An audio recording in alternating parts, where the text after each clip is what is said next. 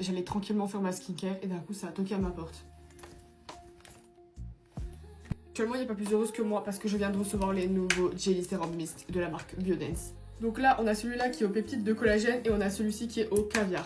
Ce qui est vraiment génial avec ces Jelly Serum, c'est qu'en fait ça fait 2 en 1. C'est-à-dire que ça fait sérum et brume en même temps. Mais je vais tout vous montrer. Déjà pour commencer, je vais mettre celui aux peptides de collagène en guise de sérum.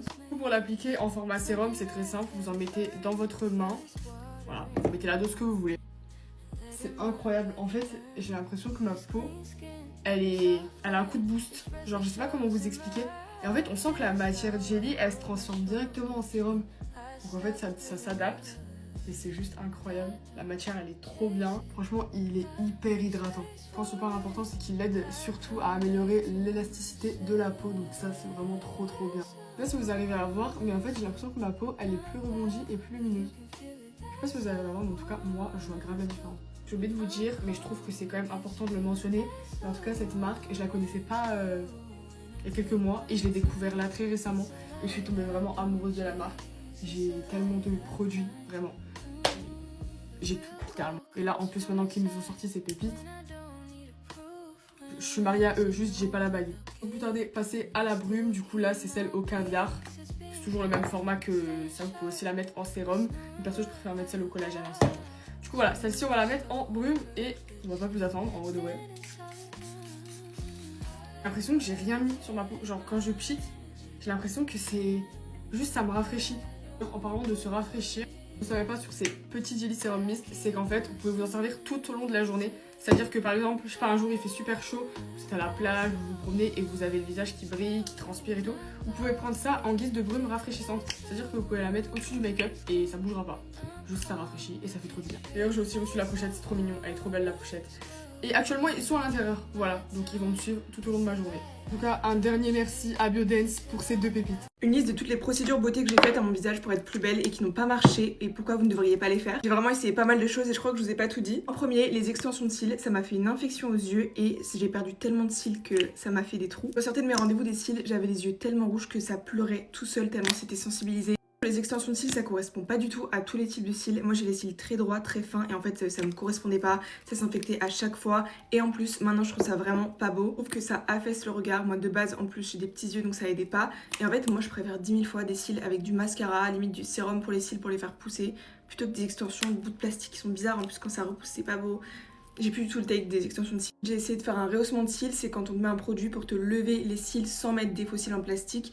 Et pareil, ça m'a fait tomber mes cils. Je sais pas ce qui se passe avec mes cils, ils sont trop sensibles pour les procédures. Le produit qu'on applique sur tes cils pour qu'ils restent en l'air pendant 3 semaines, c'est assez agressif. Donc si vraiment vous n'avez pas l'argent pour faire des extensions de cils ou un rehaussement, vous manquez rien. Vraiment, c'est mieux d'avoir des cils naturels avec du mascara bien appliqué. Je trouve comme moi, quand vous allez essayer, vos cils ils vont se mettre à tomber, donc vous ne ratez rien. J'ai essayé beaucoup de soins pour la peau et mon préféré c'est l'hydrafacial. Je trouve que ça améliore la qualité de la peau, surtout si vous faites plusieurs fois. À choisir si vous devriez investir dans quelque chose dans le visage, ce serait pas dans les cils. Moi je pense que c'est mieux d'investir dans la peau.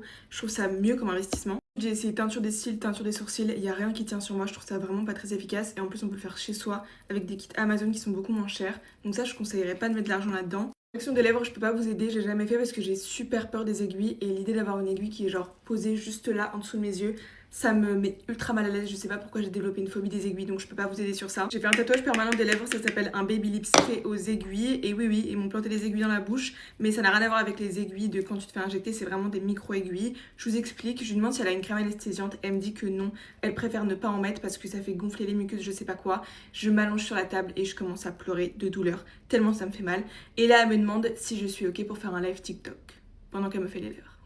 Sur le moment je rigole pas du tout, j'ai les larmes qui sont en train de couler et en fait elle me pose la question quand je suis dans une position tellement vulnérable allongée sur une table en train de me faire planter les lèvres que j'ai carrément hésité à dire non parce que j'osais pas. En fait t'es vulnérable, t'es sous la fille qui est en train de te faire les lèvres mais c'était horrible comme prestation. Pendant une semaine j'avais les lèvres oranges, ça allait pas du tout à ma carnation, c'était pas du tout ce que j'avais demandé et le résultat il a commencé à fondre et c'était joli pendant quelques jours mais c'était très discret pour le prix que j'ai payé. Je trouve que ça vaut pas la peine. Le Candy-Lips Baby Lips, ça je pourrais le faire chez une autre prestataire pour être sûre que ça me va pas parce que j'ai vu des résultats sur internet qui me plaisaient et quand je dis aiguille, la machine c'est genre des petits pics, c'est pas une aiguille. Là je fais juste mes lèvres et je vais pas mettre de mascara parce que je dois sortir et là j'ai plus trop le temps pour le mascara.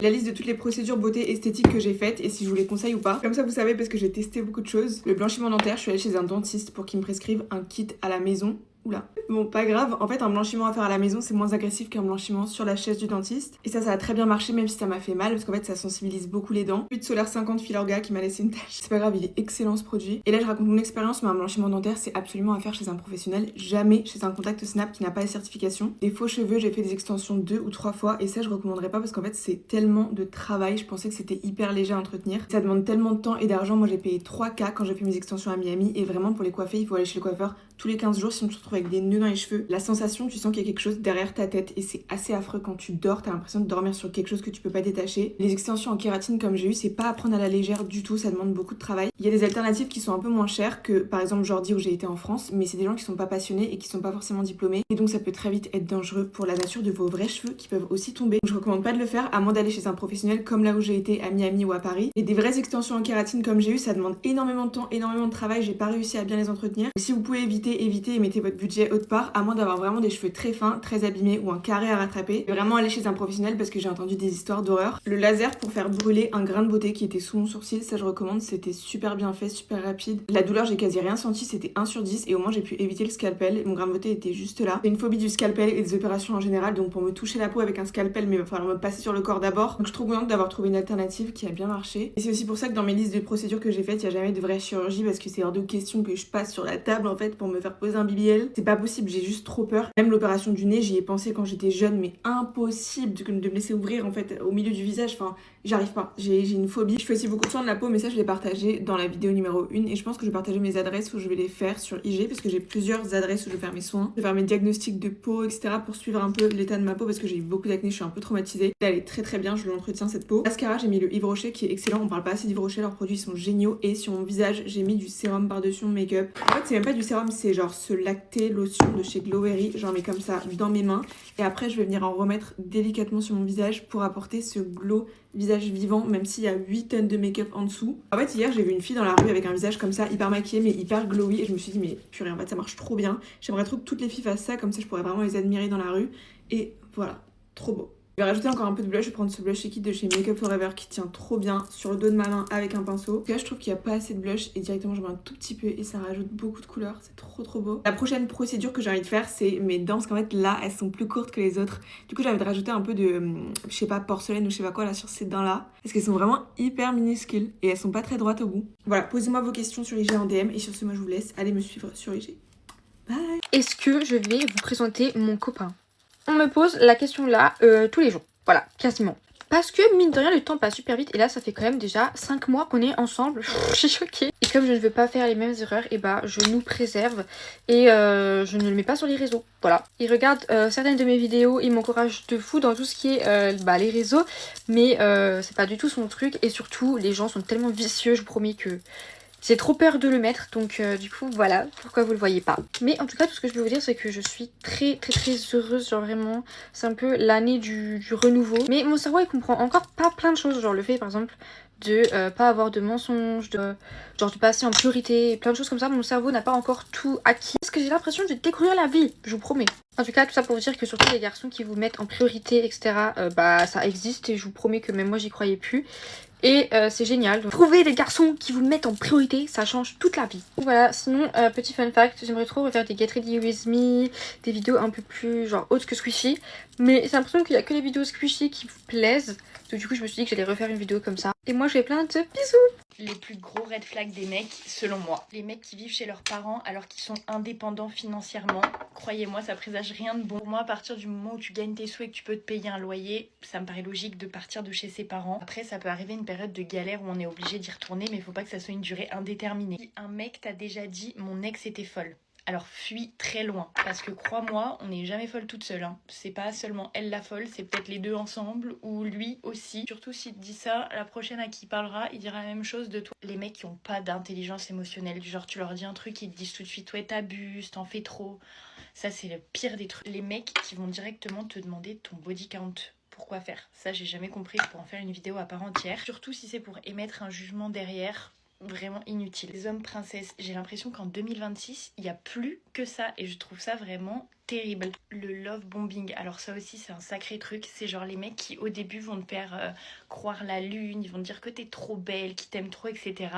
Et en fait au bout de 2 semaines, il n'y a plus personne. 2 semaines ou un peu plus, vous avez compris le temps qu'ils aient ce qu'ils ont envie d'avoir de toi. Et ça c'est vraiment un comportement hyper pervers et très malsain. Les mecs nonchalants, vous savez, qui font exprès de te mettre en remis ou qui te disent qu'ils t'aiment pas alors qu'ils t'aiment bien, vous savez, ça te prend la tête pour rien, c'est pas possible. Les mecs qui vivent pour leurs potes, vraiment, ils construisent leur vie autour de leurs potes. Ça, pour moi, c'est pas possible. Bref, je pourrais faire une liste vraiment trop longue, mais je vais m'arrêter là. Moi, en tout cas, je fais de gros bisous et je vous souhaite une belle journée. Ça fait plus de 6 mois que je me suis séparée de mon ex-copain et j'ai envie de vous en parler. Maintenant que ça va mieux, si je peux aider certaines d'entre vous qui sont en plein goumin, je le fais avec grand plaisir. Déjà, c'est très très dur à entendre quand on va très mal. Ça fonctionne peu importe que vous soyez fait quitter ou que vous ayez quitté quelqu'un. Après la pluie vient toujours le beau temps. Vraiment, faites-moi confiance. Ce que je veux dire par là, c'est que tout finit par s'apaiser, toute peine. Faut juste laisser le temps au temps, être patient avec vous-même aussi. Et ce qui est sûr, c'est qu'une rupture, c'est des montagnes russes. Donc il y a des jours, ça va aller et le lendemain, ça va pas du tout. Moi, si j'ai un conseil à vous donner, c'est quand même de vous forcer à sortir et à voir du monde, à ne pas rester seul tout le temps. Même si on n'a pas envie, qu'on kiffe pas le moment présent quand on sort, c'est important de se forcer parce qu'au fur et à mesure du temps, vous allez reprendre goût aux choses. Le plus gros conseil que je peux vous donner et que j'ai compris trop tard, c'est que la seule façon de guérir le plus rapidement possible et le plus sainement possible, c'est le no contact. C'est aussi forcément la plus douloureuse, je pense, parce que c'est la plus violente finalement, mais vous allez vous remettre beaucoup plus vite que si vous restez en contact avec la personne. Rester en contact, ça va juste vous déchirer un peu plus et je pense que le but d'une fin de relation, c'est quand même que ça se termine dans les meilleures conditions possibles, même si c'est hyper difficile. Une chose aussi que je tiens à vous dire, c'est ne faites pas de bêtises, ne sortez pas à outrance, en fait, ne mettez pas votre peine dans des choses malsaines, dans des choses mauvaises qui en fait vont juste soulager votre peine sur le moment,